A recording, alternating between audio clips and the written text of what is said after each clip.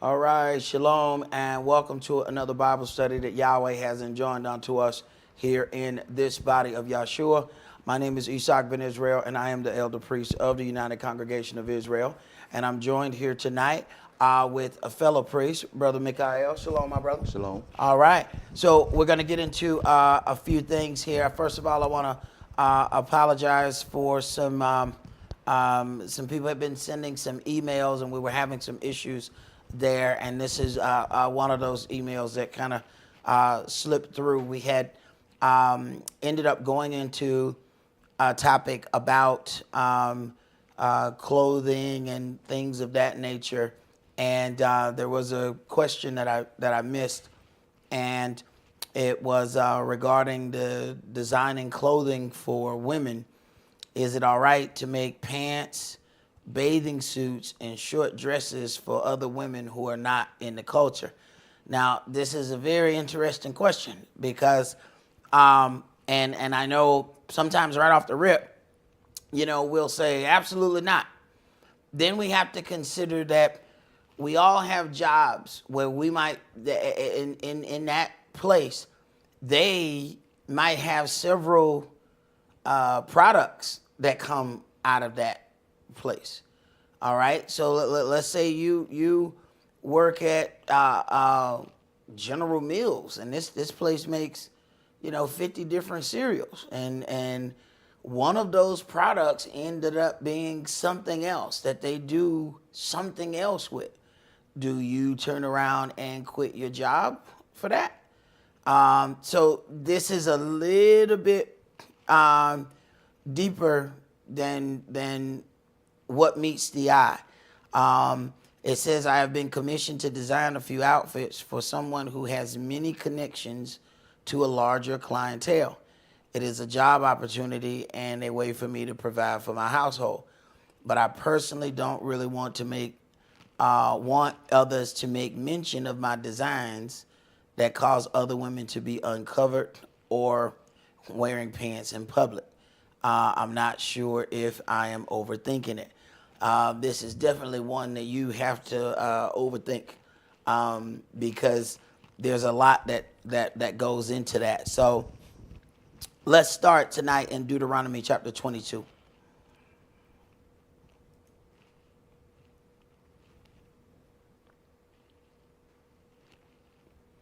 Verse 1. I want you to read verse 5.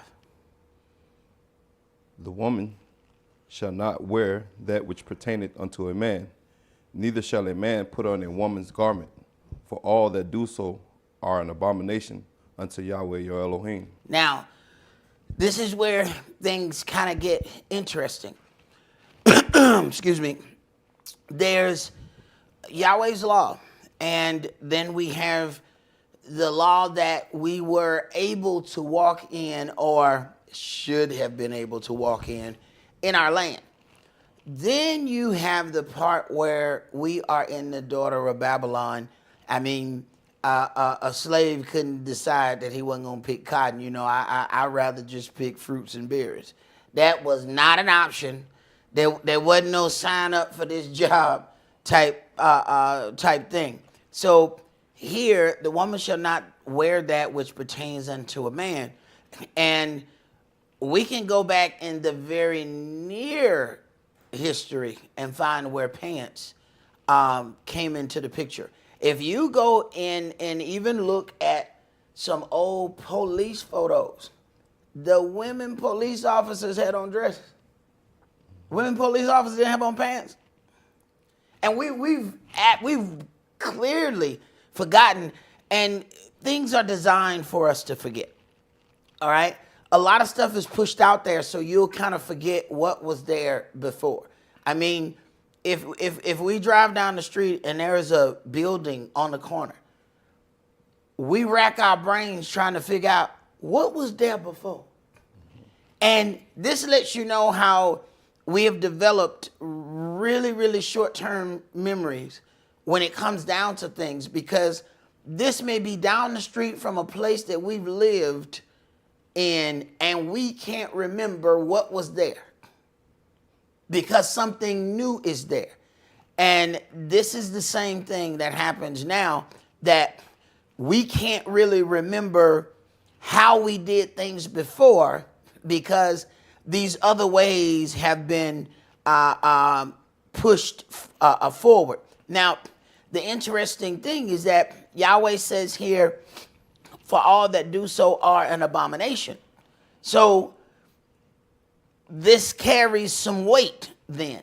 Just wearing the pants. See, there's a whole lot of things that we allow to have liberties within, but then we have to consider, especially when we get ready to come out of this place. We're talking about the children of Israel being forced out. And don't think we're going to click our heels like Dorothy and we're going to say ain't no place like home, and we're going to wake up and the Messiah going to be floating down the mountain, and then that's why, because, and we just going to be there. Oh, no. You know, you have to go back to the first one. There's a tumultuous journey. And you have to go through other people's lands. And remember, when you start going through that, there were some people that said, no, you can't come to our land. No, go around. Now, if these people have culture, you think we're going to be able to go through their land with a bunch of jeans and hair out and Daisy Dukes, and we're going to walk through that? No, you're not. No, you're going to die where you stand. I watched a video where in one of those Muslim countries, the woman had her face covering down too far. And that man walked up with that AK to the window and motioned. And she put her arms on her, and she put her, So understand, this is the culture of their land. When you go to a land, you have to consider the culture that's already in that land. So they're not just gonna say, hey, because y'all walking through. We gonna let the rules relax. That's not how that works. So this here, and this is double fold, because we're talking about the pants on a woman, but then it also says that a man shall not wear that which pertains unto a woman. He shall not put on a woman's garment. And we know that there's a very, very strong push for men to wear women's clothing, but we'll get into that in a second. Let's go to Deuteronomy chapter 18.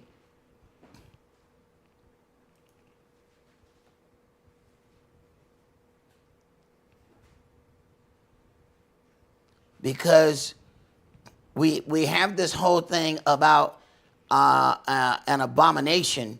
So I want to start in Deuteronomy 18 and start that at verse 9. When you are come into the land which Yahweh your Elohim gives you, you shall not learn to do after the abomination of those nations. Now, how do we learn the abominations? They make the abominations, they normalize it by putting it on television. We actually have the worst situation now. Our forefathers, they had to physically be presented with things to make them normal in their minds. So that means whatever that they were trying to present, they would have to go all over the land of Israel in every place to present that, to get Israel accustomed to it. Now, all the powers that be have to do is put it on TV. Now, everybody in every land sees this, and as we see things, it becomes normal, more normal, and more normal. There was a time that you didn't see any love scenes on TV. The love scene was real, like old General Hospital. You can tell, the man kissed the top lip, the woman kissed the bottom lip, and they just turn. And turn. It was that was deep then. Now things are absolutely outrageous. You can see somebody just get slammed on the table, and you're like, whoa, there was no warning. There was no nothing. You ain't got time to get the kids out the room. You don't have nothing. Now, even from that, now that has also turned to same-sex couples doing right in the middle. And this is regular television. Even back in the days, this would have been cable. This would have been paid TV. This is now regular television that these things are happening, and it's normal. It's like what used to be a sacred thing between whatever happened in those individuals' room is now a normal thing for anybody to observe. Keep reading. There shall not be found among you anyone that makes his son or his daughter pass through the fire, or that use divination, or an observer of times, or an enchanter, or a witch. You know what's sad? That Yahweh would have to tell us, don't put your kids in the fire. I don't know. I really don't want to be anywhere where he had to tell me not to put my kids in the fire. Where have we gotten to the point that we've watched these individuals so much that we want to do this? And you have to, go back to some of these ancient things, especially like the Mayans, and where folks are doing live sacrifice. Live. You have these strange things where they burning the people. Even in Egypt, they buried the slaves with the ruler. The problem is slaves ain't dead. You know how strange that is? So since we his servants, when he die, they gonna put us in there too. In the belief that when he wake up, we still gonna be his servants. But because we have been around things, these things have become normalized. So Yahweh has to tell us, do not put your sons and daughters in the fire. Go ahead. Or a charmer, or a consulter with familiar spirits, or a wizard, or a necromancer. For all that do these things are an abomination unto Yahweh. And because of these abominations, Yahweh your Elohim does drive them out from before you. All right, because of these abominations, these are the things that Yahweh pushed these individuals out of the land. Go ahead. Verse 13, you shall be perfect with Yahweh your El. For these nations which you shall possess, hearken unto observers of time, and unto diviners. But as for you, your Yahweh, your Elohim, has not suffered you to do so. He has not suffered you to do so. He didn't give you up to worship the host of heaven. He just let them alone and let them go ahead and do, their thing, but it wasn't given unto you. We just decide that we want to follow these other people. Let's go to 2 Kings chapter 5.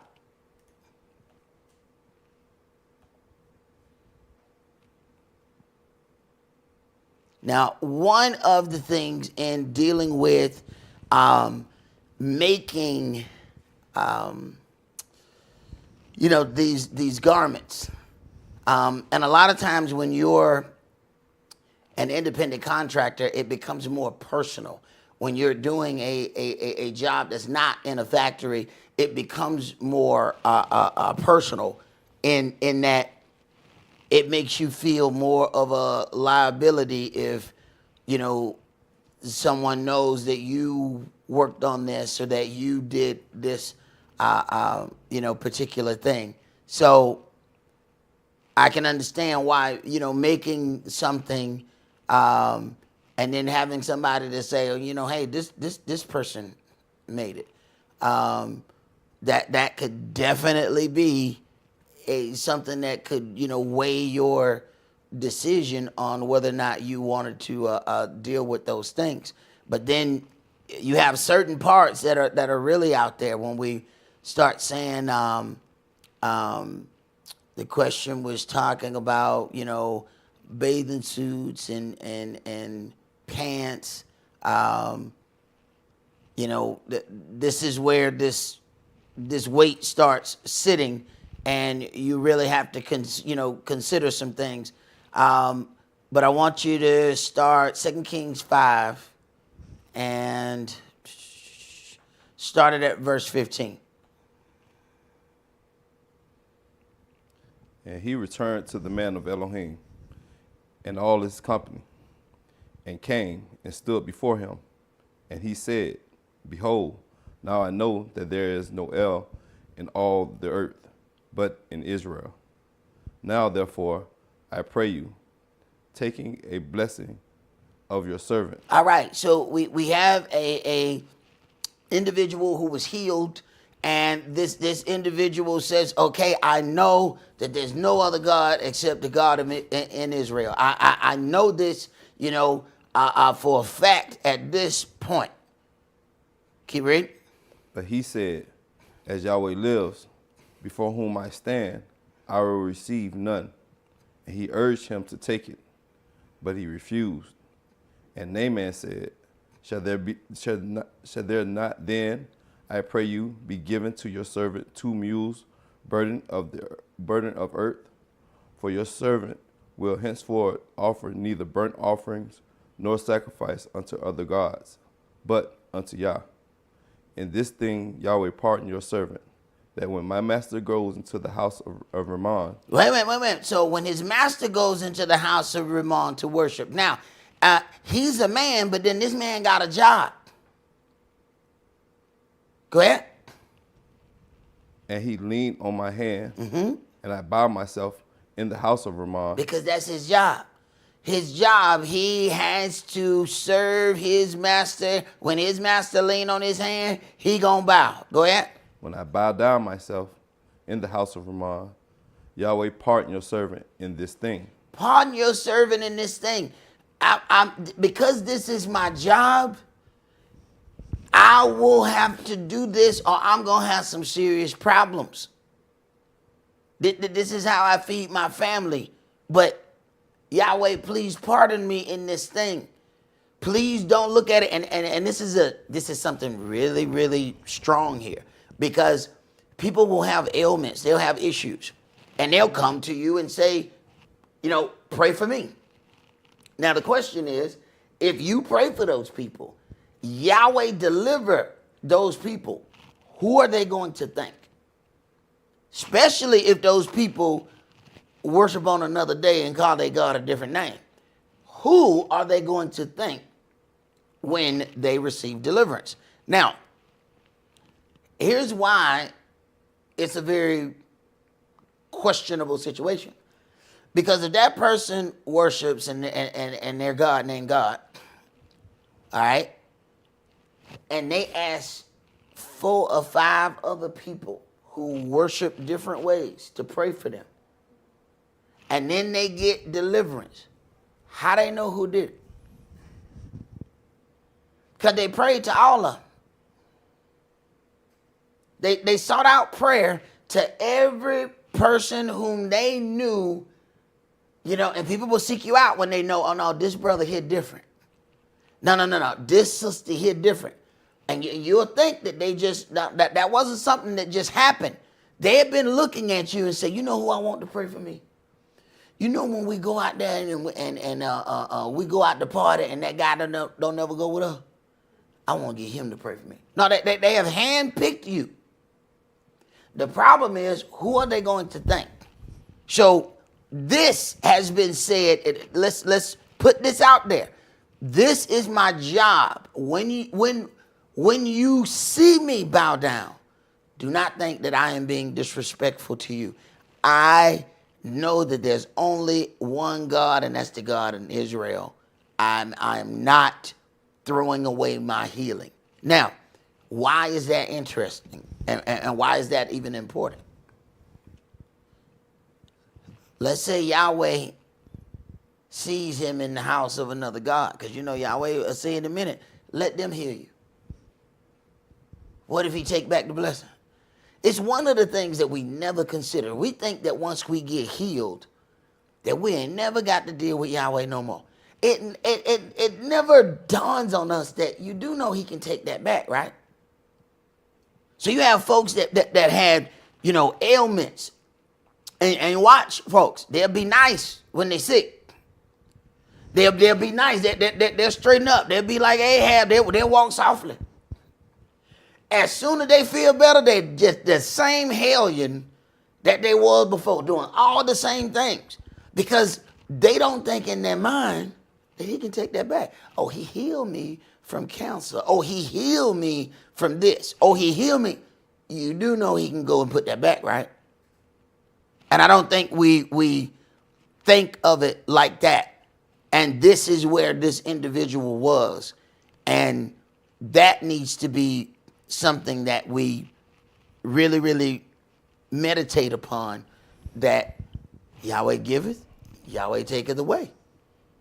So, and we don't know how that's going to happen. So on another aspect of that, when we talked about just dealing with the abomination, there is a real push in Hollywood for our men to wear dresses. It is at a point where it doesn't matter if anybody else does it. They want to specifically push the dress wearing thing on us. And that is something that we have to really ask ourselves, what is the real agenda there? And who's doing it? When we look at who's in control of this media, we come up with the same individuals. When we look at when it was time for us to desegregate, who helped march with Martin Luther King? It was those same Jew-like people who were saying, yes, desegregate, this is going to be better for y'all. While that was happening, those same people were buying everything in their neighborhood, owning everything around them, while they were telling us to leave our neighborhoods. Now, that may sound one way, but I want to read something so that you see how Yahweh looks at it. All right, go to Habakkuk chapter 2. Because there's some things that you kind of need to hear so that we can see just how strange this is. Because, I'm one of those people, and my daughter got me into it even more. I was already one of those people who would watch the credits. But now she got me deep into to watching the credits. And I watch those names behind who's producing, these films. So when I see that, okay, this individual had to wear a dress, and it's even getting pushed deeper than that in almost every film, the black guy has to play the gay one. And it's over and over and over. And then you watch those credits and you find out, oh, that's these same people. The same people who we hear other people arguing about. Okay? So is there a push, or is it just a coincidence? Is it just a coincidence that you keep seeing the same type of names and when the credits roll? What is that? So I'll start at chapter 2, start this at verse 1. I will stand upon my watch and set me upon the tower. I will watch to see what he will say unto me, and what I shall answer when I am reproved. And Yahweh answered me and said, write the vision and make it plain upon the tables, that he may run that readeth. For the vision is yet for an appointed time, but at the end it shall speak and not lie. Though it tarry, wait for it, because it will surely come. It will not tarry. Behold, his soul, which is lifted up, is not upright in him, but the just shall live by his faith. Yeah, also, because he transgressed by wine, he is a proud man, neither keeps at home, who enlarged his desire as hell. and is as death, and cannot be satisfied, but gathered unto him all nations, and heap unto him all people. Uh-huh. Shall not all these take up a parable against him, and a taunting proverb against him, and say, Woe to him that increaseth that which is not his. Woe to him that increases that which is not his. Go ahead. How long? And to him that ladeth himself with thick clay, shall it not rise suddenly that shall bite you, and the weight that shall vex you, and you shall be for booties unto them, because you have spoiled many nations. All the remnant of the people shall spoil you, because of men's blood, and for the violence of the land of the city, and of all that dwells therein. Woe to him that covers an evil Covetousness. to his house, Uh-huh. that he may set his nest on high, that he may be delivered from the power of evil. Right. And these are, the very company owners whom, we end up laboring for. They don't really care how they get, their funds. They none of that stops them. So we can't be like them, but at the same time, we have to still exist. Go ahead. You have consulted shame to your house by cutting off many people, and has sinned against your soul. For the stone shall cry out of the wall, and the beam out of the timber shall answer it. Now, if you have consulted shame to your house, you destroy your own house. If the stone shall cry out of the wall and the beam out of the timber, you tearing it down. Go ahead. Woe to him that builds a town with blood, establish a city by lawlessness. Now think about that. These two are right by each other. Where one believes that he's building, he's actually tearing it down. So it looks like he's growing. See, this is how we can be deceived by the adversary, the devil. It looks like you're increasing and growing and getting new things, but you're tearing your house down rock by rock, beam by beam. Go ahead. Behold, it is not of Yahweh of hosts that the people shall labor in the very fire, and the people shall weary themselves for very vanity. For the earth shall be filled with knowledge of the glory of Yahweh, as the waters cover the sea. Woe unto him that gives his neighbor drink, that putteth your bottle to him, and makes him drunk also, that you may look upon their nakedness. Now consider this, because this is where the meat of this is. Woe unto him that gives his neighbor drink. You put the bottle to him and make him drunken also, that you may look on their nakedness. So you purposely getting this individual in a compromised state that you may take advantage. Keep going. You are filled with shame for glory. Drink you also, and let your foreskin be uncovered. Now it said, wait a minute, drink you also. It says, so now you have to think about, when these individuals are pushing our men to go and wear a dress, why don't we see a whole lot of those people in dresses? Okay, so when the individuals came to our neighborhood and said, yes, we think it's good, we'll help you desegregate. Why didn't they desegregate? So in other words, they were giving us wine so that we would be drunken so they can look upon our foreskin. But meanwhile, they were not participating in any of the things that they were advertising unto us. They were saying, yeah, go leave your neighborhood. They didn't leave there. Interesting. Go ahead. The cup of Yahweh's right hand shall be turned unto you, and shameful spewing shall be on your glory. For the violence of Lebanon shall cover you. The violence of Lebanon shall cover you. Go ahead.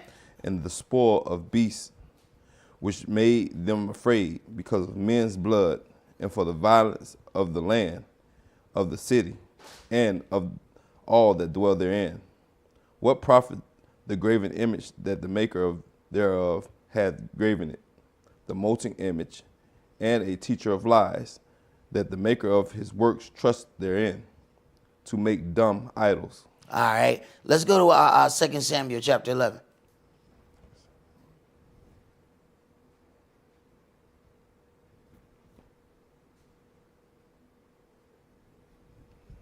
Second Samuel chapter 11, and start that at verse 1.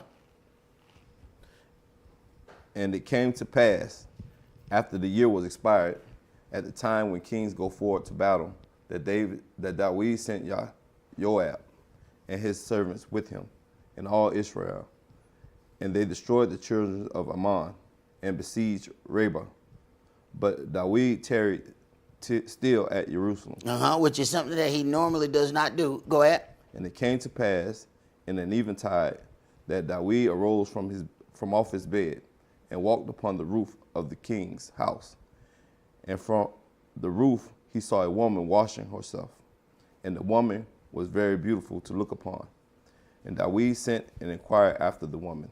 And one said, Is not this Bathsheba, the daughter of Elam, the wife of Uriah the Hittite? And at that point, this conversation should have been over. Go ahead. And David sent messengers and took her, and she came in unto him, and he lay with her, for she was purified from her uncleanness, and she returned unto her house. Right. And if anybody know how to count, if she was just purified from her uncleanness, this is a perfect time to get pregnant. Go ahead. And the woman conceived, she sure did. and sent and told David, and said, I am with child. Hey man, if y'all ain't, there's an app that tell you. Never mind. Keep reading, bro. And David sent Joab, saying, Send me Uriah the Hittite. And Joab sent Uriah to David. And when Uriah was come unto him, David demanded of him how Joab did, and how the people did, and how the war prospered. And David said to Uriah, Go down to your house and wash your feet. And Uriah departed out of the king's house, and there followed him a mess of meat from the king. But Uriah slept at the door of the king's house with all the servants of his master, and went not down to his house. Go ahead. When they had told David, saying, Uriah went not down unto his house, David said unto Uriah, Came you not from your journey? Why then did you not go down unto your house? And Uriah said unto David, The ark and Israel and Yehudah abides in tents, and my master Joab and the servants of my master are encamped in open fields. Shall I then go into my house to eat and to drink and to lie with my wife? As you live and as your soul lives, I will not do this thing. And David said to Uriah, Tarry here today also and tomorrow, and I will let you depart. So Uriah abode in Jerusalem that day and the morrow. And when David called him, and he did eat and drink before him, and he made him drunk. And he made him drunk. See, the common denominator is trying to get somebody in a state whereby they are more apt to do the things that we want them to do. Well, even when you deal with working, these people have purposely taken a lot of resources out of our neighborhoods so that when jobs are offered unto us, we are put in a bind and a strait saying, okay, I need to feed my family. So they have just caused drunkenness in a different way. See, we can be drunken with poverty to the point where it just bothers you. That now we'll take this job and it's like, okay, I got to do what I got to do. Even the setup is wicked. And those are the things that we don't necessarily look at. Go ahead. And it came to Verse 14. Verse 14. And it came to pass in the morning that David wrote a letter to Joab and sent it by the hand of Uriah. And he wrote in the letter saying, Set you Uriah in the forefront of the hottest battle, and retire you from him, that he may be smitten and die. All right. So that when this plan did not work. When he was not able to get him drunken, now the plan changes and it goes on another level because he can't do this, what he's trying to do. And when we consider how these systems have been placed before us, we don't really think about that, hey, this was a plan. When you look up and see like how many grocery stores have conveniently been removed from black neighborhoods, you know, you can think that that's coincidental if you want to. But then that means that these same people have to go further and further to get something to eat. Now, we may not consider that. But what if all of this is very much so a plan, and that blockades are made in certain areas, and those blockades are made around those stores? Then you can't get to those places to feed yourself. So this when you even look at what's happening in Africa, Africa has every resource needed on the planet to make any and everything. Yet it's one of the poorest continents. It has just poor people everywhere. What happened? They made the system so that they can get all of the resources out of Africa without paying them anything. We're talking, they talk about how precious gold and diamonds are. Where do you think they're getting it from? And some kid has got a maimed arm doing all of this hardcore labor to get diamonds, and they turning them in for pennies. And then that same company go and sell those penny things for tens of thousands of dollars. Well, the system is made up that pushes them into labor. So, quite frankly, we have to be glad that we were not born 100 years ago. This conversation don't even take place 100 years ago because ain't nobody asking, whether they should do anything. You're going to do the job that you was given. And you're going to do that job in nakedness and in thirst. You didn't do it to live good. You did it just to live. And that's something that we have to consider. Now, we are ended up labeled criminals because we will not starve quietly. I want to go to Proverbs chapter 6. I was watching a post, and coincidentally, it was a white guy who posted it, and he said, has anybody considered it strange that Jeffrey Epstein there's no perp walk? When you look at this situation with Diddy is on every news thing. It is on it is, you would think that nobody has done anything. This situation with Diddy is everywhere. Yet Epstein had his own island. He had dignitaries. He had princes. He had all of this. Quiet and mum's the word. You never even saw him go to jail. Matter of fact, there's a lot of people that says that the whole suicide is fake. That he was ushered out of that jail and was allowed to live on. We're talking about an individual who had his own island. And once you get out on the water, that's a different set of rules. That's why I always tell, people when they go to, school, their kids go to college, and you end up in one of them port cities, you need to be very, very careful because there's a whole nother different set of rules when something gets out on that water.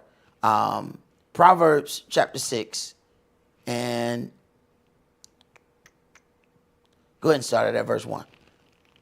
My son, if you be surety for your friend, if you have stricken your hand with a stranger, you are a snare with the words of your mouth.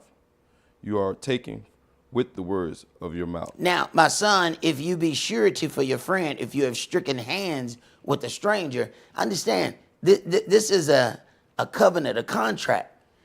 Contracts were entered into with a handshake.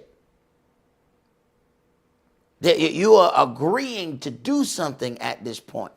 Go ahead. Do this now, my son, and deliver yourself. When you are come into the hand of your friend, go, humble yourself, and make sure your friend.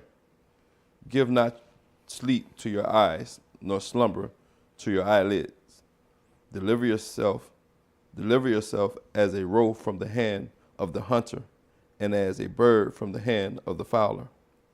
Go to the ant, you sluggard. Consider her ways, and be wise, which having no guide, overseer, or ruler, provides her meat in the summer, and gathers her food in the harvest. How long will you sleep, O sluggard? When will you arise out of your sleep? Yet a little sleep, a little slumber, a little folding of your hands to sleep. So shall poverty come as one that travails, and your want as an armed man. Now, the interesting way that this game has been played with us is you'll hear the white supremacists during these days say, all those black people lazy. And now you're talking about a people who have been, made to build an entire nation free of charge. Yet it will be said that we are lazy. Our people are going to prison. Now understand how this system is built. All of these things are taken out of your neighborhood. The resources are taken out.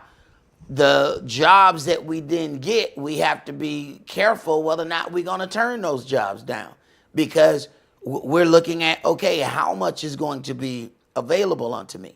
That then causes us to sometimes work in places that we really don't want to be at. But this is part of this system. So then the people who are stealing billions of dollars half the time never go to jail. You have some of us that stole $10, $15 and they doing 10, 20 years in prison. Yet the narrative has been painted that these black people are criminals, when the entire legal system was created so that they could push us back into slavery. There was no industrial prison complex until slavery was so-called done away with. So at the same time one was done away with, another one was built. So it is indeed a whole nother form of slavery. I watched a video where they have new ankle monitors. And on an ankle monitor, the officer can just come on and start talking at any time. The speaker is so loud on the ankle monitor that everybody where you are hears them talking to you. And they come on, where are you? And I mean, it was, you could tell that this was done just to embarrass the guy. And the guy's, ready for it. So he's filming his foot. Where are you? And he says, I'm at the bowling alley. Why are you not where you're supposed to be? I got permission to be here. They said, from who? They said, from my PO. They said, oh, okay. The whole time he said, wait a minute, don't you see where I am? You asked me where I'm at. Yeah, we were just checking. In other words, they just did it just to exercise power over this man. And you can only imagine just how foul this is going to get, with people just being able to start talking at any time and everybody in the building hear the sound that's coming from your ankle. And I had already heard some years ago that probation was going to be the new prison. And I was like, how is that possible? But you have to pay so much on probation. It's not just that they will take a $500 fine and it's like a charge card. That $500 fine, they're going to finance it out. And by the time you're done, you done paid $2,500 on a $500 fine, because they break it down to, okay, well, what can you afford? $30? Okay, $30. You'll be paying that, and you don't get off probation until you pay it. So it's not actually in their best interest for you to pay it. It is in their best interest to stretch it out and keep you on probation as long as possible. So this is the game that is being played with us. And then at the same time, we are getting the label that somehow we have become lazy. Go ahead. Verse 12, a naughty person, a wicked man, walks with a forward mouth. He winks with his eyes. He speaks with his feet. He teaches with his fingers. Forwardness is in his heart. He devises mischief continuously. He sows discord. Therefore shall his calamity come suddenly. Suddenly shall he be broken without remedy. These 6 things does Yahweh hate. Yeah, 7 are abomination unto him. A proud look, a lying tongue, and hands that shed innocent blood. A heart that devises wicked imaginations. Feet that be swift in running to mischief. A false witness that speaks lies. And he that sows discord among brethren. So when we look at a false witness that speaks lies, anytime somebody come into your neighborhood and say, yeah, you should go ahead and move out of here, and you should allow such and such, but then they didn't do it, that's a false witness. You have to consider how the people came at Yahshua and how it was said that these individuals were false witnesses. So you then consider that someone or a group of individuals was coming to us telling us that we should do this while they did the opposite. How can that not be a false witness? This is where you go back and says, well, you brought the wine and got them drunk, that you may look upon their nakedness. You drank also. So when you come down to saying, yeah, you people ought to go ahead and give up, your houses and all of these things. Those very neighborhoods that was the hood, you realize now that those are where the most valuable homes are? The very places that they convinced us to leave. Those are the most expensive, and not even that, okay, it was the land and then they built more houses. I'm talking about the same old brick house. The same old 3 bedrooms and 2 baths. It's worth $375,000 now. And we walked away from it. But we were convinced to walk away from it. Now they building mansions next door to that, which now made those go up even higher. And this was all the places that people came and told us, yeah, y'all need to desegregate, get up out of here. Then everybody double back around, and now those same individuals have houses where we walked away from. Interesting. Jump down to verse 28. Can one go upon hot coals and his feet not be burnt? So he that goes into his neighbor's wife, whosoever touches her shall not be innocent. Men do not despise a thief if he steals to satisfy his soul when he is hungry. Okay. This is definitely a different time. Men do not despise a thief if he steal to satisfy his soul when he's hungry. That's not what's happening unto us. Even though things have been taken, there is no consideration for that when there's judgment when it comes down to us, because the prison system was created for us. Go ahead. But if he be found, he shall restore sevenfold. He shall give all the substance of his house. All right. So let's go to Matthew chapter 23. Men do not despise a thief if he steal to satisfy his soul when he is hungry. Matthew 23, and I want you to start that at verse 1, because there are, when a system is created, the individuals who are pushing that don't have to always be there. That's why it's called a system. The system is created, and then the people who are benefiting from it can step back. They are out of view of any harm. You look at the system of rap music. Rappers are dying constantly.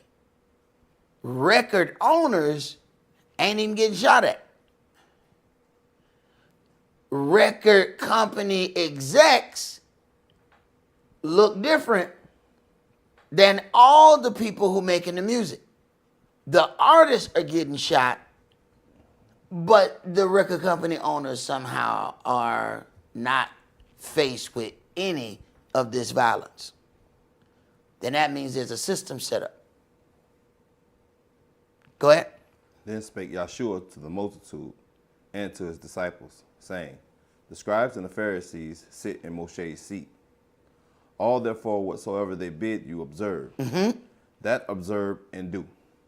But do not you after their works, for they say and do not. Now wait a minute. Now Yahshua is going in on these scribes and these Pharisees, because he's now saying that these individuals are going to say something, but they're not going to do the stuff that they're telling you to do. Now this is quite interesting. Now this is quite interesting, because we have to consider there was a whole pool of priests, and they were different because you have people who were assigned from the ruling authority. And Yahshua doesn't seem to be, seeing eye to eye with these people. Go ahead. For they bind heavy burdens and grievous to be borne, and they lay them on men's shoulders. But they themselves will not move them with one of their fingers. So when somebody tell you to move out your house, but you realize they didn't move out theirs. See, as the adversary of the devil pushes to tell us, hey, don't deal with any of that law, he tells his minions to evil and treat us and not dealing with it. But we go into Job chapter 1 and chapter 2 every time it's time to make an appearance, and Satan came also. So for him to know when the appearances is, he know when everything else is. So he appears when he's supposed to, but while convincing us that we shouldn't deal with it. That is a different kind of snake. Go ahead. But all their works they do for to be seen of men. They make broad their phylacteries. Phylacteries, yep. And enlarge the borders of their garments. Right. So he's talking about these. They make sure that they have, their coverings on. They have their fringes on. The fringes at the borders of the garment. So they want to make sure that when you see them, they look the part. Go ahead. And love the uppermost rooms at feasts, and the chief seats in the synagogues, and greetings in the markets, and to be called of men, Rabbi, Rabbi. But be not you called Rabbi, for one is your master, even the Mashiach, and all you are brethren. Now, and we don't even consider that. We would rather be called master than to be a priest. But you have individuals that say, okay, well, we don't go by that, so we don't have to deal with that. Go ahead. And call no man your father upon the earth, for one is your Father, which is in heaven. Neither be you called masters, for one is your master, even the Mashiach. But he that is greatest among you shall be your servant. And whosoever shall exalt himself shall be abased, and he that shall humble himself shall be exalted. But woe unto you, scribes and Pharisees, hypocrites, for you shut up the kingdom of heaven against men. For you neither go in yourselves, neither suffer you them that are entering to go in. Right. So then we have to ask ourselves, where are all of these systems of that are set up to make sure that certain individuals prosper and others don't? Who's setting up all these systems? Yahshua sure does not seem to be happy with these individuals right here. Go ahead. Woe unto you, scribes and Pharisees, hypocrites. Hypocrites with exclamation. For you devour widows' houses, and for a pretense make long prayer. Therefore you shall receive the greater damnation. You shall receive the greater damnation because you showing this, but this is what you're really dealing with. Go ahead. Woe unto you, scribes and Pharisees, hypocrites. For you compass sea and land to make one proselyte, and when he is made, you make him twofold more the child of hell than yourselves.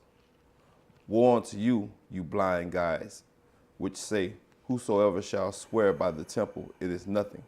But whosoever shall swear by the gold of the temple is a debtor. You fools and blind, for whether is greater, the gold or the temple that sanctifies the gold? Or whosoever shall swear by the altar, it is nothing. But whosoever swears by the gift that is upon it, he is guilty.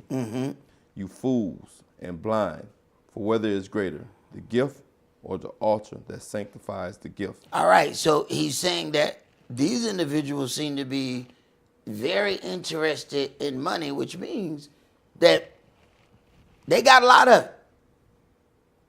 Go ahead. Whosoever therefore shall swear by the altar, swears by it, and by all things thereon. And whoso shall swear by the temple, swear by it, and by him that dwells therein.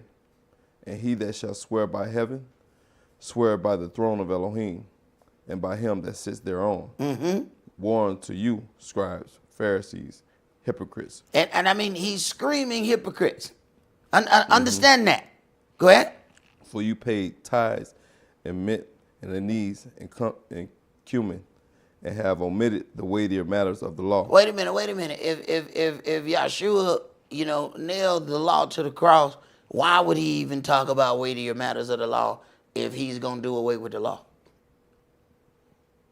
Why would he even discuss that? Go ahead. Judgment, mercy, and faith. These ought you have done, and not to leave the others undone. You blind guides, which strain at a net and swallow a camel.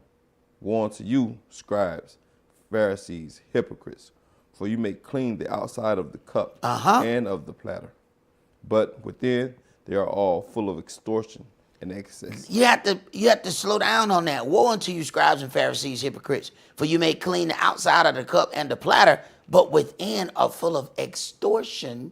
Wait a minute. Extortion is you're getting money from people that you don't deserve, and excess. Now, when you listen to a lot of our entertainers, especially these ones who feel like they have been forced to wear dress and do all of these things, they mention this same kind of extortion. It's rather interesting because we have to consider these mix of priests that have to be there at the time that Yahshua is there. The ruling party are Romans. The Romans are more apt to deal with the other priests than the true Israelite ones. Understand that. So you have these people who were pushed in the land, and they were made priests, then this is who the Gentiles are going to want to deal with. So now you have a whole powerhouse of priests, but not after Yahweh's law. So understand that when you're dealing with scribes and Pharisees, in your mind you might be thinking, okay, either all these people are white or all these people are black. No. There's a whole lot going on right here. Go ahead. You blind Pharisees, cleanse first that which is within the cup and platter, that the outside of them may be clean also. Woe unto you, scribes and Pharisees, hypocrites, for you are like unto whited sepulchres, which indeed appear beautiful outward, but are within full of dead men's bones and of all uncleanness. Even so you also outwardly appear righteous unto men, but within are full of hypocrisy and lawlessness. All right, so you have all of these things that are being said here. Jump down to verse 34. Wherefore, behold, I send unto you prophets and wise men and scribes, and some of them you shall kill and crucify, and some of them shall you scourge in your synagogues, and persecute them from city to city, that upon you may come all the righteous blood shed upon the earth, from the blood of righteous Abel unto the blood of Zacharias, son of Barachias, whom you slew between the temple and the altar. Verily I say unto you, all these things shall come upon this generation. And you have to look at some things here. Yahweh told us not to deal with all of these other nations and take their ways unto us. And after a while, he turned around and he give us up to those things. You know what? Even from the beginning, I'm not going to remove all these people because I want to see whether or not you're going to serve me or not. So now you have all of these other nations, and they have infiltrated the priesthood, and Yahweh left them there. That makes it even more difficult for us to serve correctly. But he left them because of all the things that we had done. Let's go to Revelation chapter 2.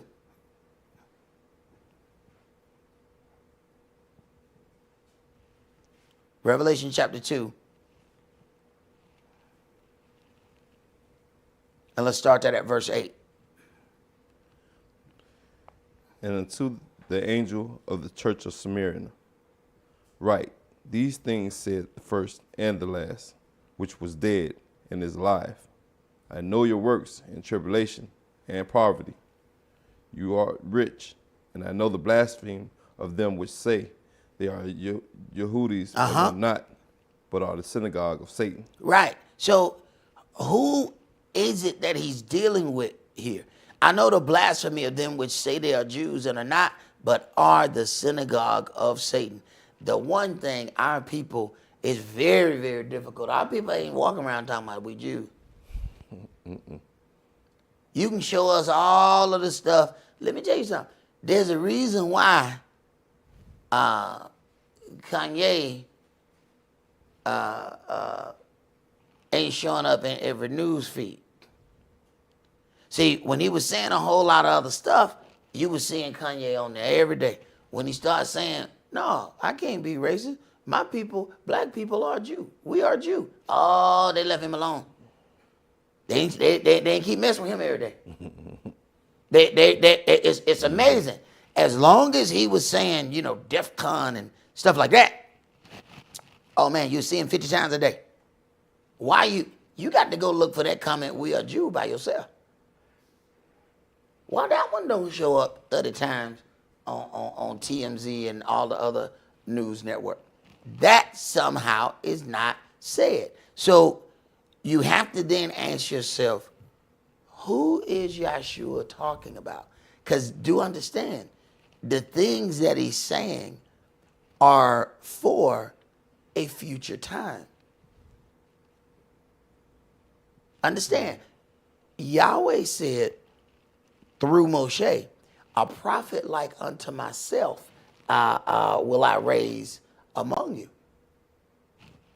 Moshe was automatically talking about Yahshua. He called Yahshua a what? Prophet. These things that he's talking about, they are things that have not come to pass yet.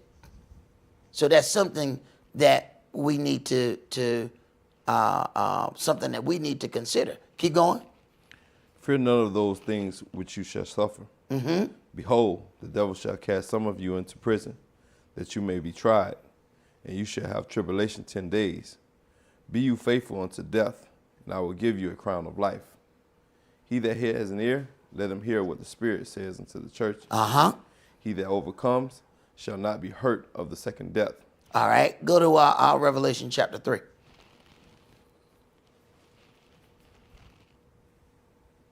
And one. Now start at 7. And to the angel of the church of Philadelphia write, these things said he that is holy. Now, remember now, it says, and to the angel of the church, not angels of the church. One angel, one spirit. Remember what was told Moshe. I have sent an angel to lead you in the way. Do not provoke him, for he will not pardon your transgression. So the angel is leading the children of Israel out of Egypt. The angel is leading these congregations.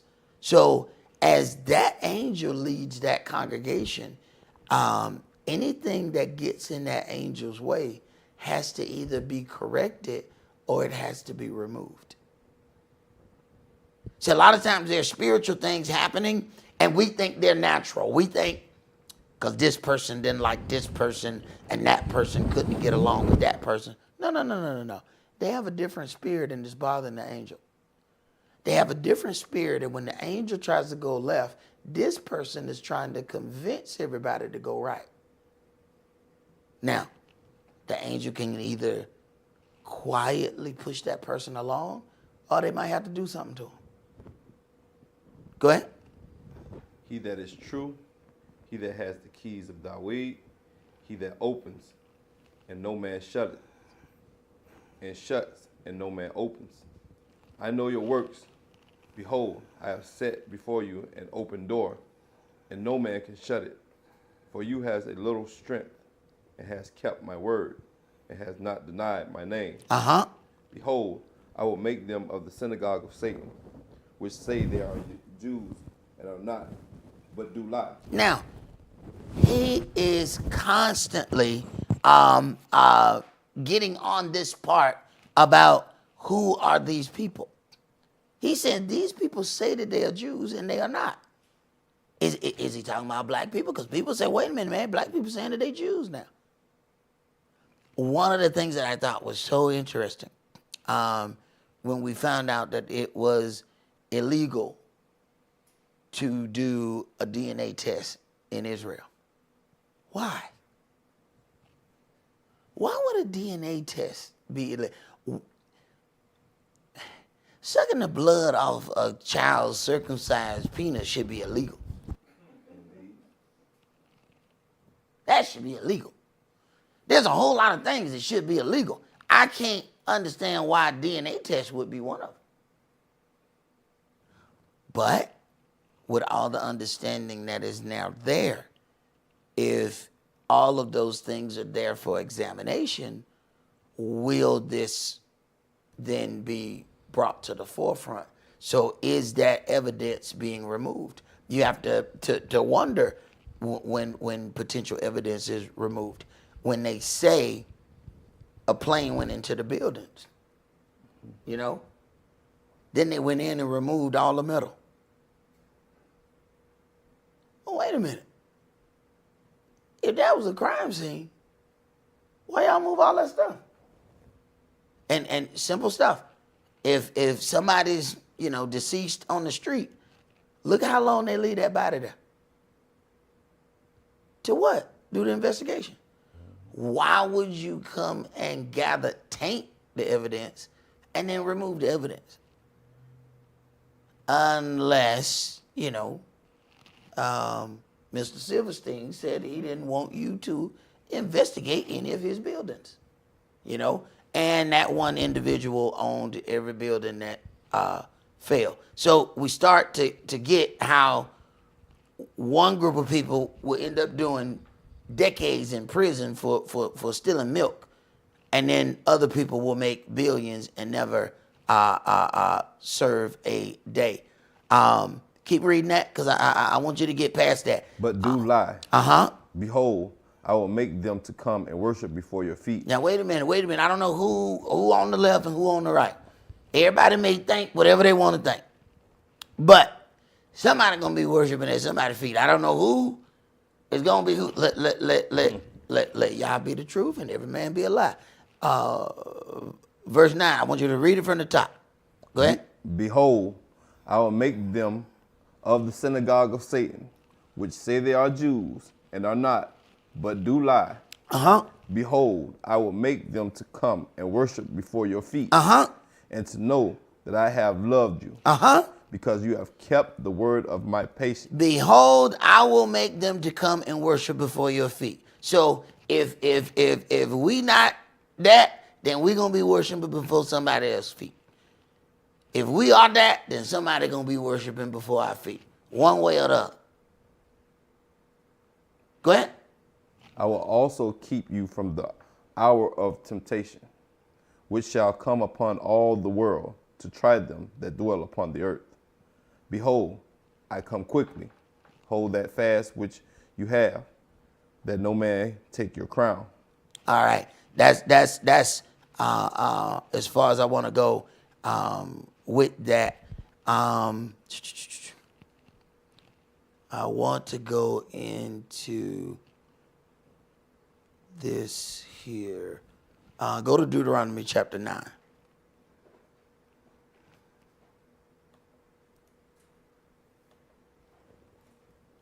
Because part of the power here is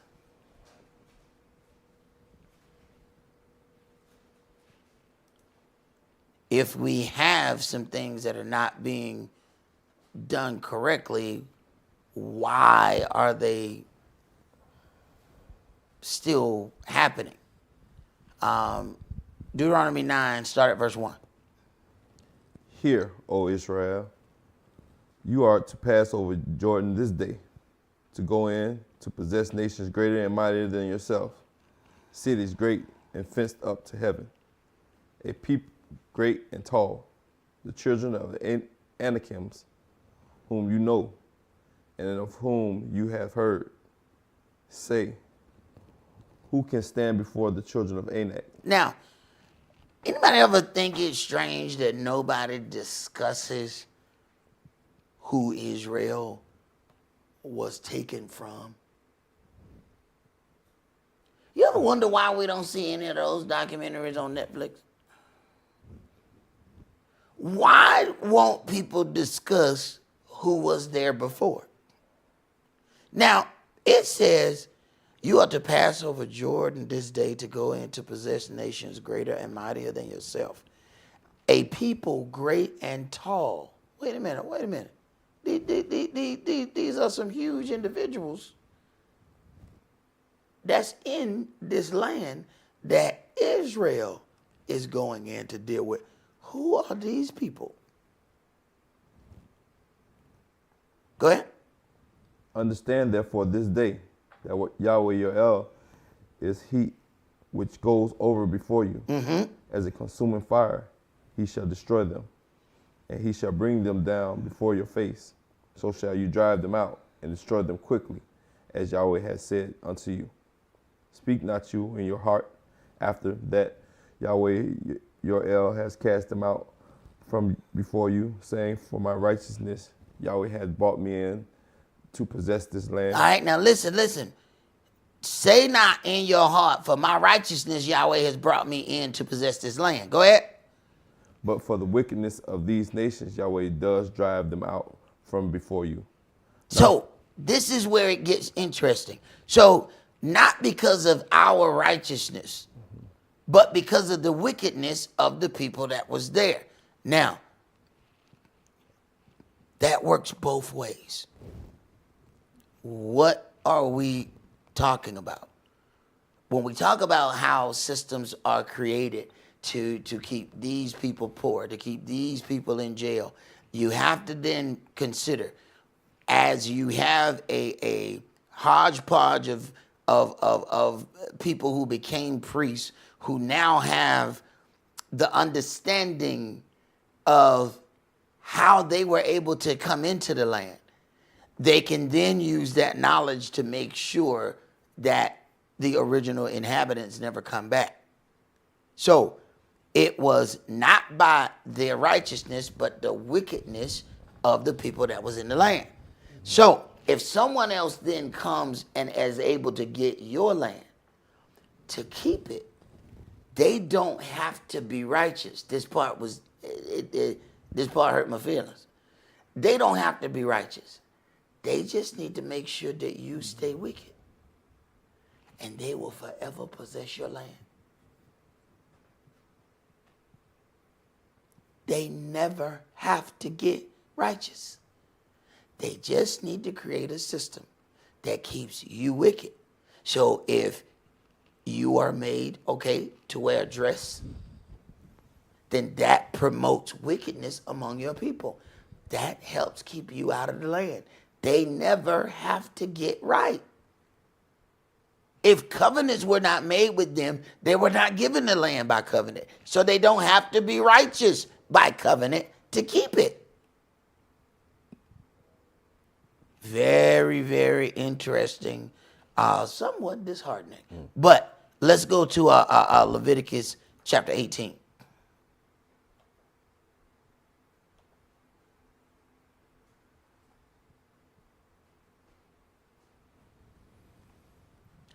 Leviticus 18, started at verse 21.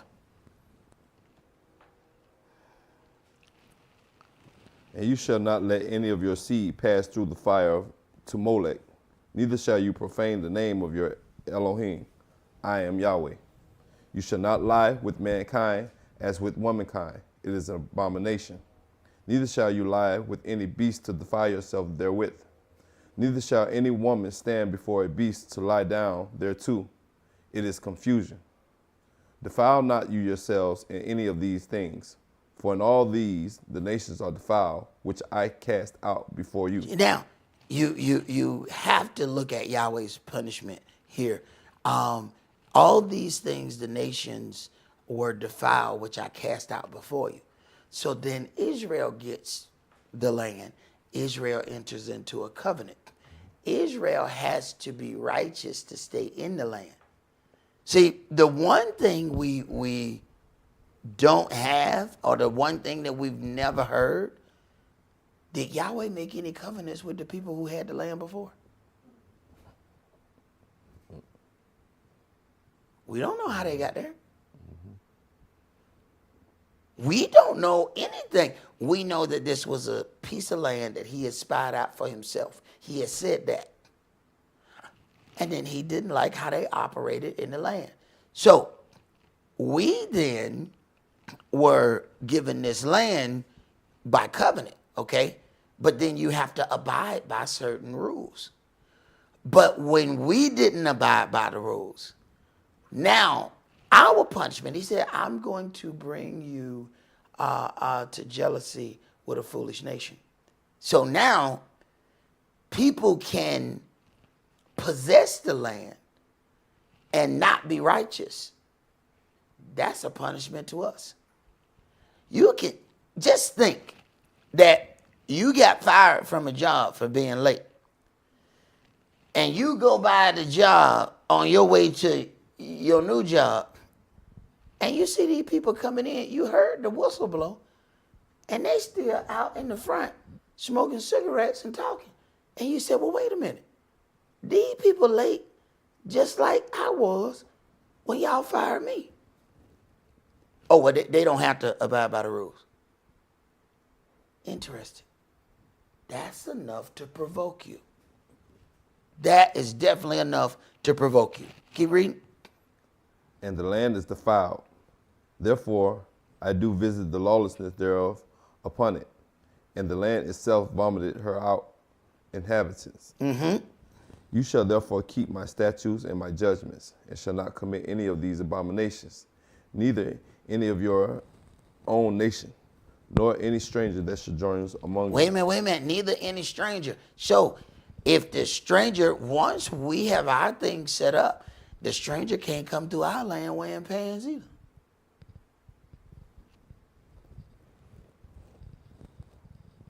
Not going to be so. They're going to have to abide by the same thing. Ain't nobody woman going to be coming through there with no pants on. They're not going to come in there all uncovered. Not going to happen. I don't care where you come from. Turn around and go back. The culture has to be followed throughout the entire land. So one of the things that it says here that I want us to look at, it says, defile not yourselves with mankind. One of the things that is written, it says that there were sodomites in the land. I want you to go to 1 Kings chapter 14.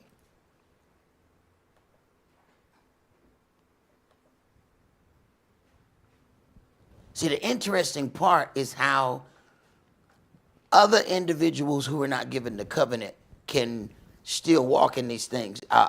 There's large pride festivals in Israel, and all of this is going on. All right. 1 Kings chapter 14 and start at verse 22. And Yehuda did evil in the sight of Yahweh, and they provoked him to jealousy with their sins which they had committed, above all that their fathers had done. For they also built them high places, and images, and groves on every high hill, and under every green tree. And there were also sodomites in the land, and they did according to all the abominations of the nations which Yahweh cast out before the children of Israel. And it came to pass in the 5th year of King Rehoboam that Shishak, king of Egypt, came up against Jerusalem. So when Israel, ancient Israel, goes against Yahweh, his go-to punishment is captivity. This is why the children of Israel, the true children of Israel, have been captives over and over and over again. Why? Because it is his go-to punishment. Go ahead. And he took away the treasures of the house of Yahweh and the treasures of the king's house. He even took away all. And he took away all the shields of gold which Shlomo had made. And King Rehoboam made in their stead brazen shields, and committed them unto the hands of the chief of the guard. All right, jump to chapter 15. Now in the 18th, Jump to verse 9. 1 Kings 15 and start at verse 9. and in the 20th year of Jeroboam, king of Israel, reigned Asa over Yehuda. And 41 years reigned he in Jerusalem. And his mother's name was Maachah, the daughter of Absalom. And Asa did that which was right in the eyes of Yahweh, as did Dawid his father. So when a king does right, understand, Dawid was not his immediate father, okay? So understand what you're reading. When somebody says, son of Dawid, if he follows the law with the right heart, he's a son of Elohim, thus a son of David. Understand what's happening here. We of course, we have the great fall that Dawid got into.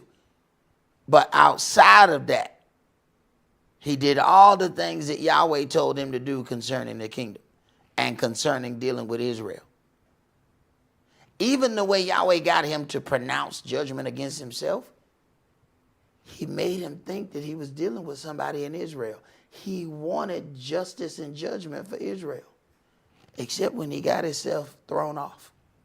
Go ahead. And he took away the Sodomites out of the land and removed all the idols that his father had made. Uh-huh. And also make them. Now part of this is to walk in this righteousness, he got to go in and remove these people out of this land.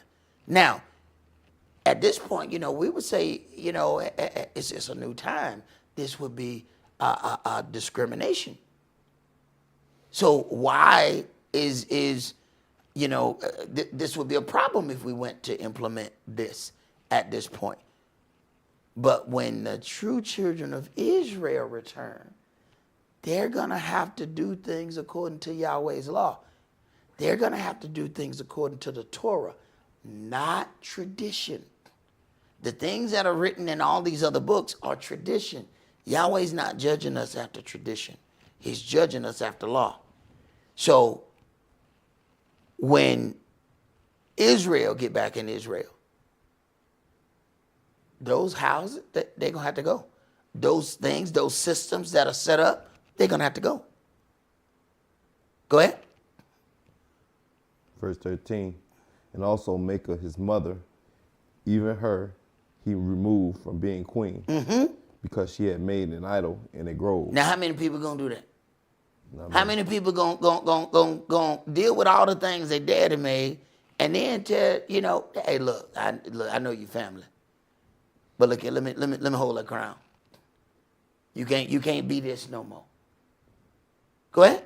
And Asa destroyed her idol and burnt it by the brook Kidron. But the high places were not removed. Nevertheless, Asa's heart was perfect with Yahweh all his days. Right. And if we're going to make a real push to be perfect with Yahweh our Elohim, there's some things that we're going to have to go in and take down. This is the same thing that Israel had to do from the beginning. You go in this land, all this stuff got to be burnt. All this got to be dealt with. We're not getting a land whereby we just go in and we just exist. No, the wicked systems in it have to come down.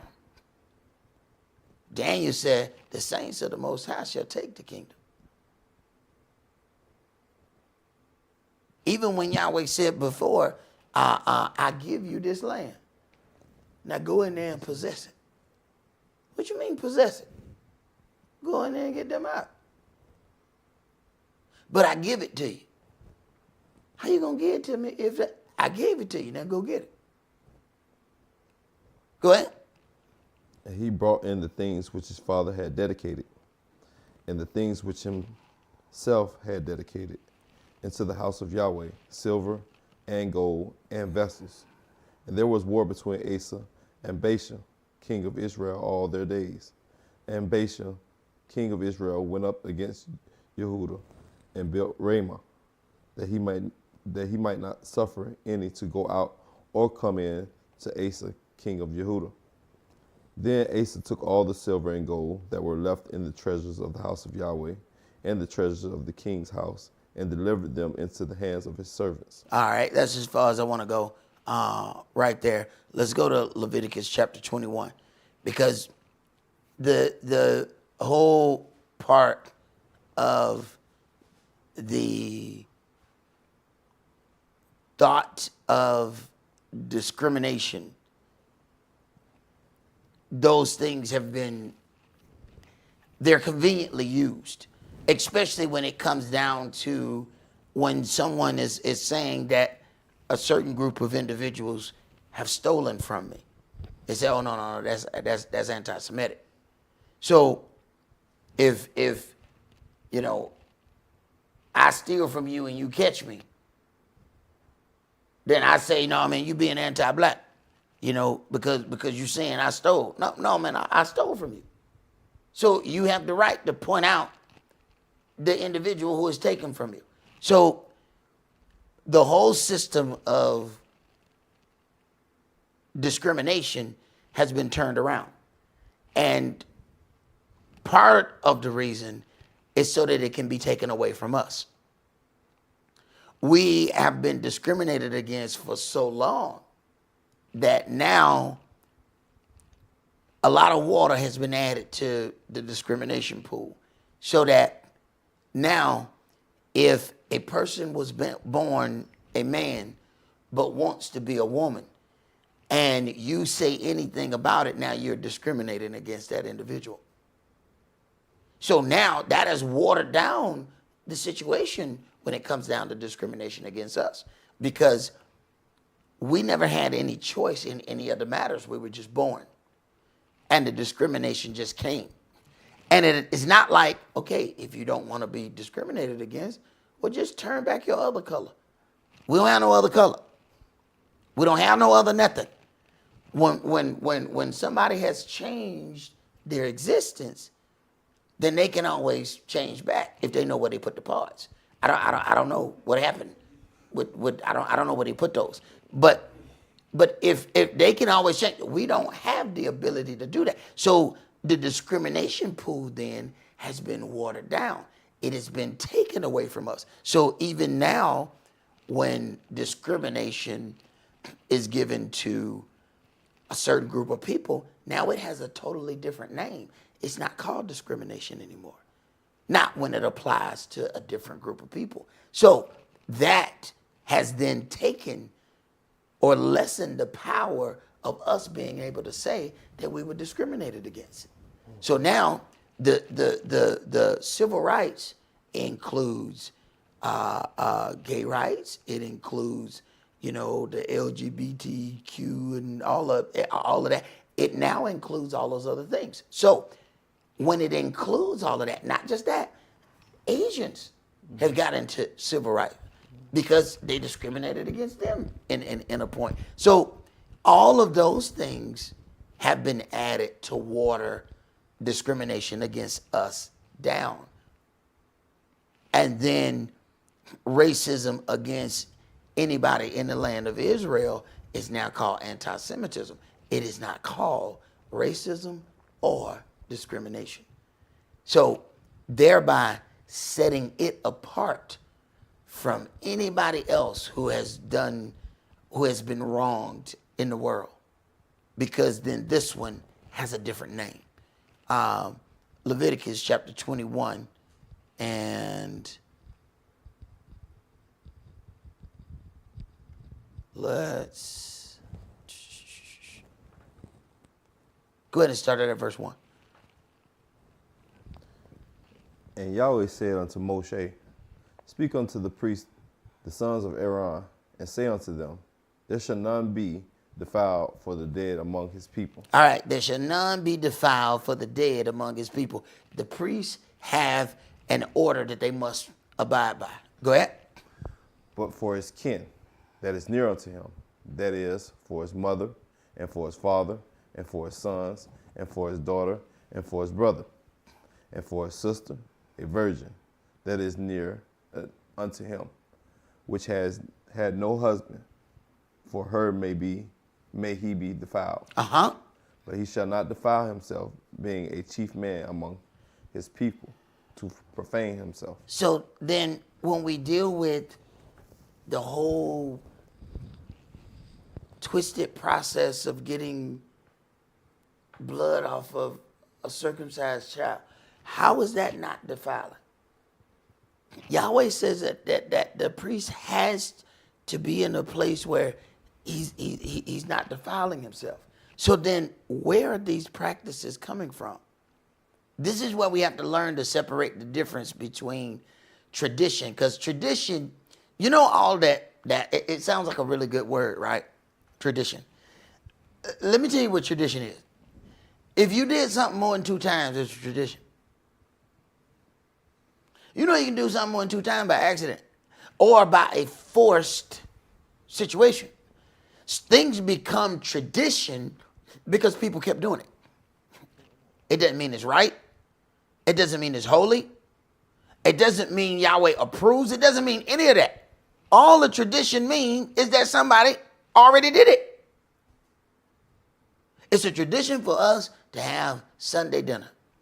Why? Because somebody else was doing it. Because now every Sunday people just start showing up. That doesn't make it holy because it's a tradition. And we have to learn to separate that. And if we don't really pay attention, people are telling us that things are traditions. But we somehow believe that that means that they're righteous. So they said, hey, I watched a speech where a guy was saying that the Last Supper was a Passover Seder. And I was so angry at the TV. No, it wasn't. In every part of the so-called Seder, they're explaining the traditions. None of that can be found in this book. Traditions have nothing to do with law. Tradition has something to do with some other individual's decision. Now, why did they make that decision? If they were already worshiping something before and they brought those ways over with them, after they did them a couple of times, those things have now become tradition. And tradition also allows one to hide from announcing that it came from previous worship. The word tradition is very, very sneaky. It's a very sneaky word because you can put everything on tradition without saying, oh, this came from when we worshiped as a pagan before we became Christians. We did these paganistic rituals. Tradition allows you to just start right there. Go ahead. They shall not make baldness upon their head, neither shall they shave off the corner of their beard, nor make any cuttings in their flesh. They shall be holy unto their Elohim, and not profane the name of their El. For the offerings of Yahweh made by fire, and the bread of their El, they do offer. Therefore they shall be holy. They shall not take a wife that is a whore, or profane, neither shall they take a woman put away from her husband, for he is holy unto his Elohim. Now, this sounds like some pretty heavy, things here. Go ahead.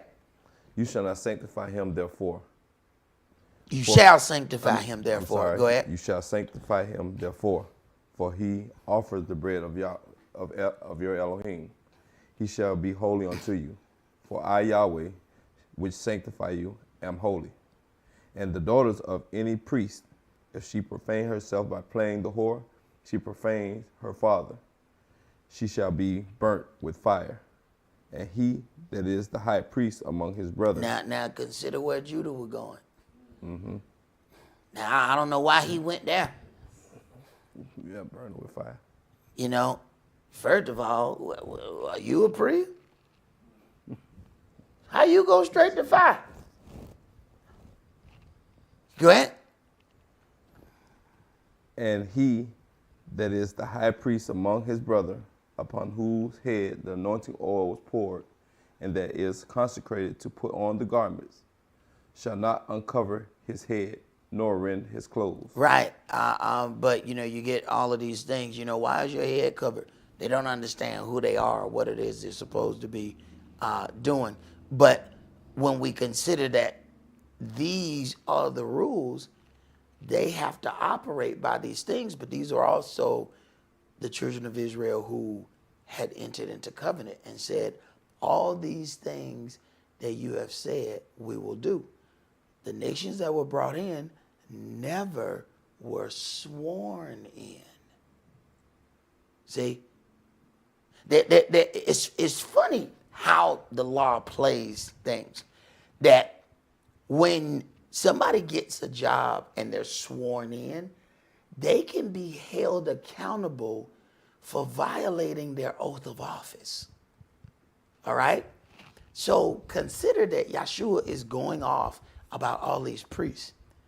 You have to consider some of those priests were sworn in with an oath of office because they were born under this covenant. Then you have those who just came in. They were not sworn in. So when they violate, you cannot hold them guilty of violating the oath of office because they didn't take one. The children of Israel stood at the mount and said, all the things that you have said we will do. Nobody else did that. So how can you hold them guilty for an oath of office?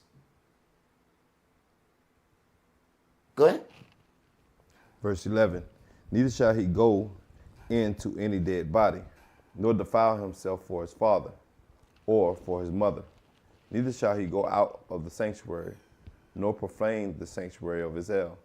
For the crown of the anointing oil of his El is upon him. I am Yahweh.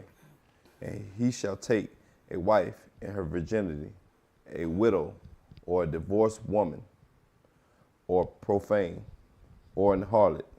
These shall he not take, but he shall take a virgin of his own people to wife. Now, one of the things we have to consider, as we saw where Asa comes in, removes, all the wickedness out of Israel, you have to make sure that you put this in your mind. The king has a copy of the law just like the priest.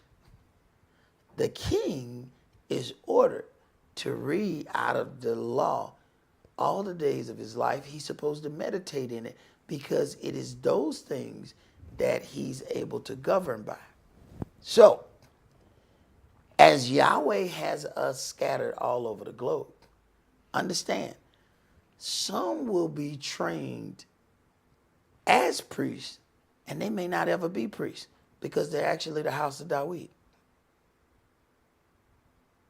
See, there's certain things that we're not thinking about. Because what?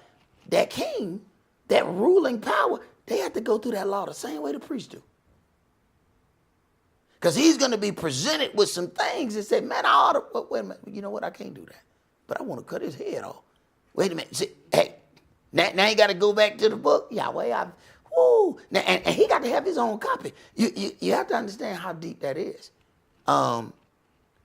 You're talking about in a land where it probably wasn't but 2 books. Priest got one, king got one.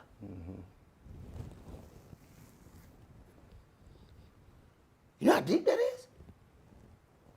Priest got one, king got one. They go in the temple to go and read theirs. He got his spot to go read his. And he's constantly having these situations, these altercations, these meetings, these encounters, excursions, all of that. He's got to know what thus says the law about these things. So if Yahweh was going to raise up his kings, he going to raise them up through the priesthood. Then tell them at the end, oh, by the way, here go your crown. What I need this for? I thought I was going to be a priest. You're going to get trained the same way. Because they got to be educated out of the same thing. He sure can't have you going around here killing everybody because you're going to be in the kingship. He sure can't, you can't practice that. Go ahead, brother, did you have something there? We just don't realize how blessed we are in this time that every man's got his own copy of the book. Oh, my God. Whether it's a physical copy, a digital copy. Because you got to think about, was it in Nehemiah's time when they said, we found the book? Right. So that means it wasn't many copies. That's found a the long book. span. Right. Where you talking about we found the book. And let me tell you something. At first, we found the book. Hey, man, it was happy. Then somebody went and started reading. Well, we found the book. So as they say, same thing, make a brother laugh, make a brother cry. So before, they was happy when they found the book. Until they read it and said, man, you know how much evil we done? Do you know how much evil we have done? According to the things that are written in this book, we have transgressed greatly. So then, What level of accountability is Yahweh going to hold us when he says, every last one of y'all had a book? Matter of fact, some of y'all got 4 or 5 of them. You're reading about people who probably had to go 3 miles to go and read that book. You ain't even got to walk 3 feet. Your phone right next to you. How much more accountability is he going to hold us? And we read and we go into these things with these people and we say, oh my God, these people, shouldn't they have known better than that? When the last time we walked 10 miles to go read? We won't go to the library, it's on the bus line. Go ahead. And who to say, you know us with our stuff, who to say they let you even touch the book? Right. Who's to say they let you? Like, nah, hold on, bro. We don't know you like that. Or we seen some other stuff that you did some time ago, and we just don't want to let you near the book. Hey, we don't even consider that. So think about somebody is encountering something. Now you understand why they say, go consult the priest. That man got a book you don't have. That man got a book that he's reading through that they didn't have the ability. So this is why the priest had to always be available unto the people. Go ahead.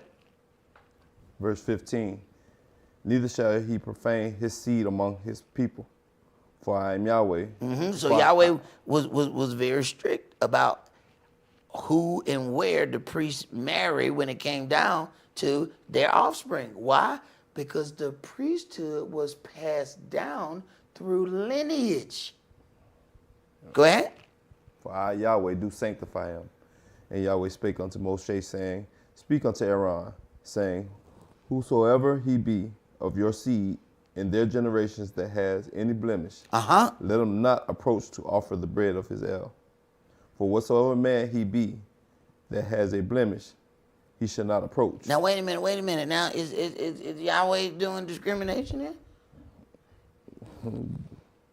Wait a minute. Why he ain't just saying, come as you are? Everybody come on. Tell the sodomite, tell everybody. Just tell them, come on. God knows your heart. Why is this not being said? Go ahead. He shall not approach a blind man or a lame, or he that has a flat nose, or any that's superfluous. Now, when we talk about superfluous, we talking about, it says, a primitive root to prolong, that is, to be deformed by excess of members. That's a superfluous thing. When it talks about the offering that's brought, if any of that has anything superfluous in it, anything that is deformed, that cannot be offered unto him. Go ahead. Or a man that is broken-footed or broken-handed. Now, remember, at a point when Yahshua is being offered up for our sins, they finna go break his leg. He made sure he gave up the ghost before a bone of him was broken. Go ahead. Or crooked back, or a dwarf, or that has a blemish in his eye. Or be scurvy, or scabbed, or has his stones broken. All right, so now we have to deal with, okay, if there is a blemish, but understand, these are outward blemishes. There are some blemishes that are mental. What happened when it comes down to that, things where we would call, or they would say, oh, my son is lunatic, and he often falls in the fire. His problem was not physical. His problem was mental. But that was still prohibited. Go ahead. No man that is blemished of the seed of Aaron, the priest, shall come near to offer the offerings of Yahweh made by fire. All right, so you got two things. It already is the seed of Aaron, But just because they are the seed of Aaron, if it's blemished, they can't be a priest and serve in that capacity. It doesn't matter who their bloodline father is. So, but these rules deal with the people who were entered in by oath. These rules do not apply to individuals who were not brought in with an oath of office. As it is written in 2 Kings 17, they made the lowest of them priest. And then you have that going all the way up, and you have that continuous. So now, by the time of Yahshua, you have all kinds of different levels of the priesthood. And when we say that, people don't really understand what we're talking about. Just like the Pharisee was different than the Sadducee. You have different groups, and we like to just put all of those into one little basket and lump them all together. And these are things that we're going to have to wrap our heads around, because there's going to be levels in this when it comes down to it. Some people will be allowed to do this. Some people will be allowed to do that. We're going to have to prepare ourselves for that. Go ahead, brother. You know, as we're sitting here reading this, I can see also where Yahweh put protection on us as a people, because we know how we are as a people. If you had a priest up there with some issues, you know we likely gonna go and mess with that person. So Yahweh put some protection. You know what? Let me not put anybody with any flaws up here, so y'all don't go run off at the mouth. Hey, you know, you look at all of the things that you know, Moshe had to deal with, and you know, the children of Israel. You know, hey man, there's times, boy, we can be cold. We can be really, really cold. So that person has to be of a strong resolve, because you look at all the things Moshe got blamed with. I mean, Yahweh set somebody on fire. They said, you burnt up Yahweh people. When the last time you seen fire shoot out these hands, man? I didn't burn up them people. How you put that on me? But that's Israel. When he says, I've made your head harder than flint. Why you got to make your head hard? And people say that's bad. Man, you hard-headed. I know. Because I got to deal with you. He said, I'm going to make your forehead harder than flint, because I'm telling you, these people, he said, don't be afraid of the looks on their faces. He has to prepare Israel to deal with Israel. So hopefully as we read these things, we are starting to be prepared in our own hearts and minds for the things that we may encounter when Yahweh decides that it is time for his righteousness to be upon the earth, and he causes us to walk straight and upright. We're going to either change or we're going to get left behind. That's all that we're going to do for tonight. Let's leave out with a prayer, please. We're going to rise and face the east.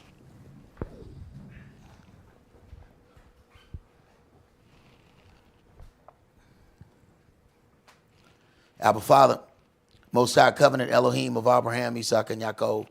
Abba Father, we thank you for this little sanctuary that you have given unto us, whereby we can gather together to read out of the legacy that you have left unto us, whereby we can keep your Sabbath, your new moon, your holy days, your set apart and solemn feasts that you have given unto us.